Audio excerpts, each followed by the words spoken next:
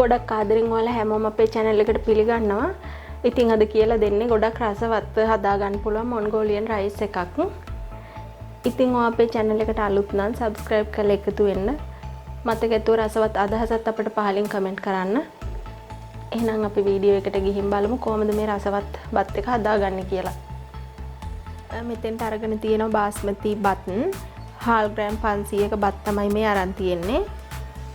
හොඳට නිවුනට පස්සේ මේ විදිහට අරන් තියෙන ඔයාලට පුළුවන් ඔයාලා කැමති නම් සීතල කරලා ගන්න මේ බත් එක. එතකොට කැඩෙන්නේ නැහැ. අද අරන් තියෙන සීතල කරලා නෙවෙයි. නිකම්ම උයපු බත් එක නිවෙන්න ඇරලා තමයි අරන් තියෙන්නේ. ඊට පස්සේ ලුණු කොළ හරි ලීක්ස් හරි දෙකෙන් කැමති එකක් ගන්නත් පුළුවන්, දෙකම ගන්නත් පුළුවනි. මං ලුණු කොළ ටිකක් වැඩිපුර අරගෙන තියෙනවා. ඊට පස්සේ ගෝවත් අරමුක කෑල්ලක් අරගෙන කපාගෙන තියෙනවා. ඊට පස්සේ කැරට් අරන් තියෙනවා. කැරට් ලොකු වලයක් ওই විදිහට කපාගෙන තියෙනවා. ඊට පස්සේ මෙතනදී අරන් තියෙනවා ඉස්සෝ, දැල්ලෝ, ඒ වගේම මාලු. මේ ටික අරගෙන හොඳට පිරිසිදු කරගෙන ගම් මිරිස් කුඩු තේ හැන්දක්, කහ කුඩු තේ හැඳි කාලක්, ලුණු වමනා තරමට දාලා ඒකට ඉඟුරු සුදු ලුණු පේස්ට් එකනුත් තේ හැඳි භාගයක් විතර දාලා පැය භාගයක් විතර සීසන් කරගෙන තමයි අරන් ඇවිල්ලා තියෙන්නේ.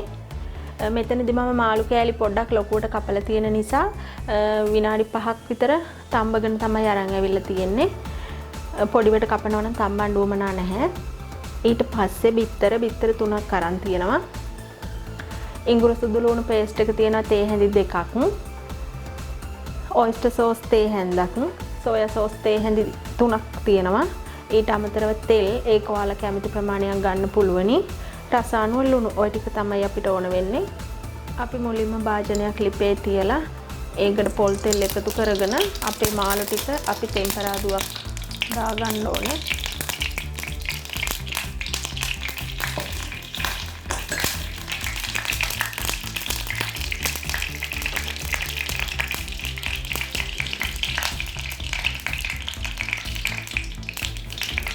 ඔය විදිහට තෙල් ටික රත් වුණාම අපි මේ සීසන් කරගත්ත මාළු ටික දාගමු.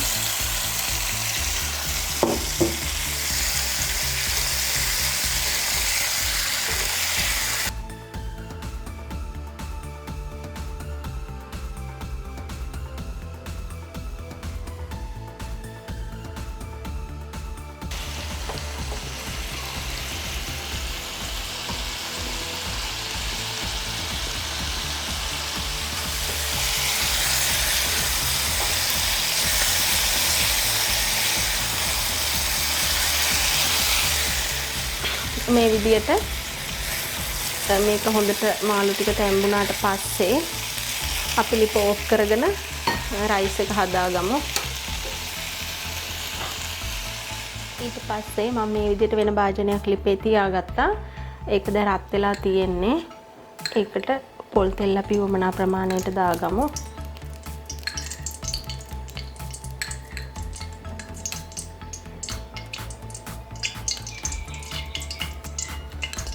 මන් තෙල් තේ හැඳි 6ක විතර ප්‍රමාණයක් එකතු කරා. ඊට පස්සේ මේ විදිහට තෙල් එක හොඳට රත් වුනහම අපි බිත්තර 3 එකතු කරගමු.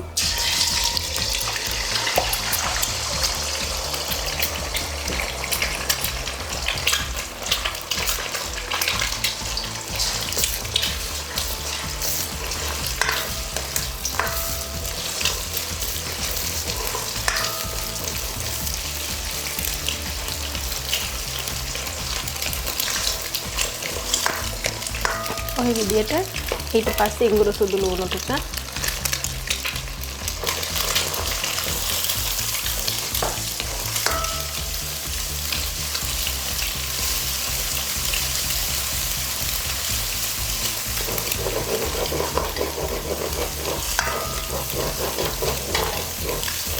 දැන් අපි මේ වෙලාවේදී අපි කපාගත්ත කැරට් ටික එකතු කරගමු.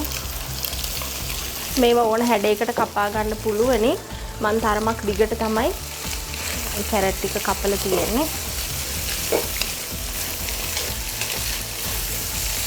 ඊට පස්සේ කපාගත්ත ගෝවා ටික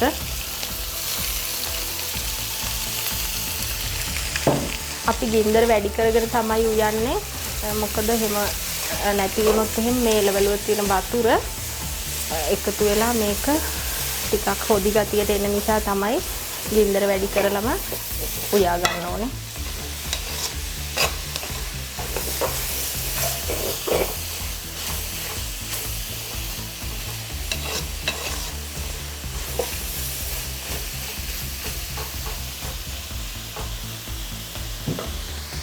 දැන් අපි ලුණු වලින් ලුණු කොළ වලින් කොටසක් එකතු කරනවා. ඊටු කොටස අපි තියා ගන්නවා බත් එක උයා ගත්තට පස්සේ උඩින් එකතු කරන්න.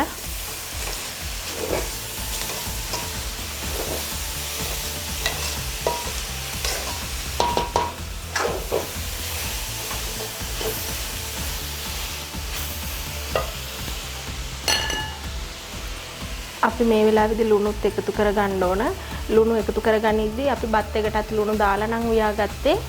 පොඩ්ඩක් තමයි දාගන්න ඕන. මොකද අපේ මාළු එකටත් අපි ලුණු දාලා තියෙන නිසා.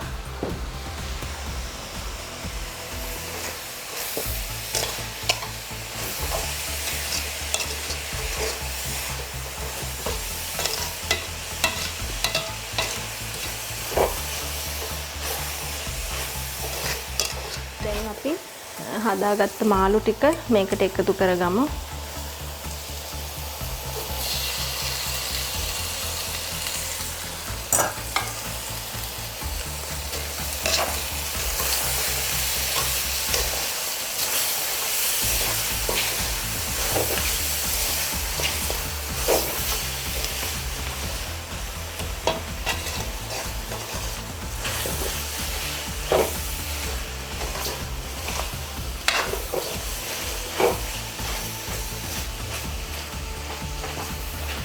තාම අපි මුලින් ඉඳන්ම ගින්දර වැඩි කරගෙන තමයි උයලා තියෙන්නේ.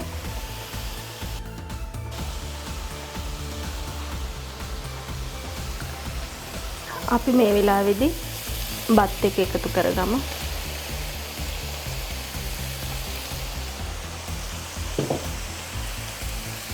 එකවර බත් ඔක්කොම දාන්න නැතුව මේ විදිහට කොටසින් කොටස එකතු කරගමු. බත් එක කලවම් කරද්දී කැඩෙන්නේ නැතුව කලවම් කරන්නත් ඕන. ඒ විදිහට පහසු වෙනවා. සීතල බත් එකක් අරගත්තා නම් බත්තට කැඩෙන්නේ නැතුව එකතු කරගන්න පුළුවනි.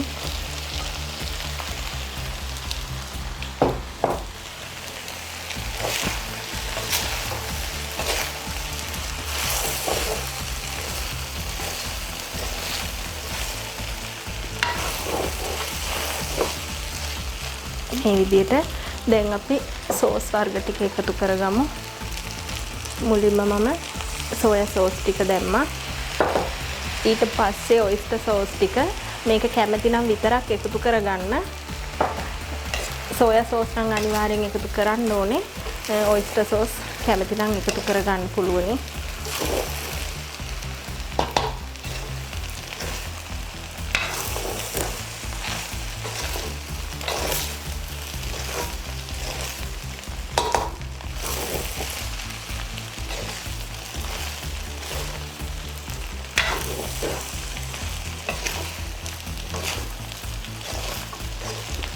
මේ විදිහට තරමක් දුඹුරු පාටට තමයි අපේ බත් එක තියෙන්න ඕනේ.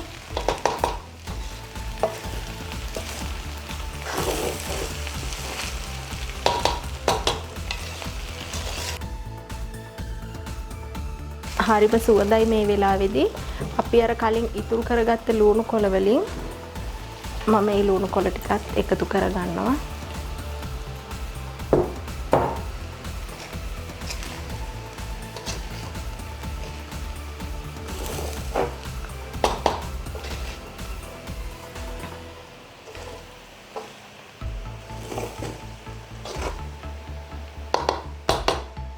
ඇත්තටම හරිම සුවඳක් තමයි එන්නේ. ඔයාලත් මේ විදිහට හදලා අනිවාර්යයෙන්ම රස බලන්න.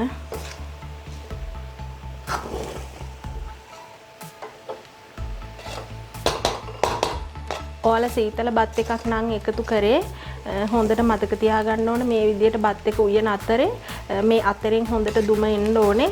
ඒ වගේම බත් ඇටත් හොඳට බැදෙන සද්දෙත් ඇහෙන්න ඕනේ.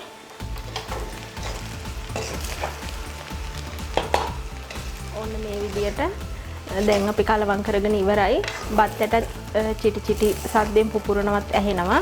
මේ වෙලාවේදී අපි ලිප ඕෆ් කරගමු. ඉතින් ඔන්න ගොඩක් රසවත් මොන්ගෝලියන් රයිස් එකක් අපි හදාගෙන තියෙන්නේ. ඔයාලත් මේ විදියට හදලා රස බලන්න. එහෙනම් ඉතින් මේ වගේම තවත් අලුත් වීඩියෝ එකකින් ආයෙ හමු වෙමු.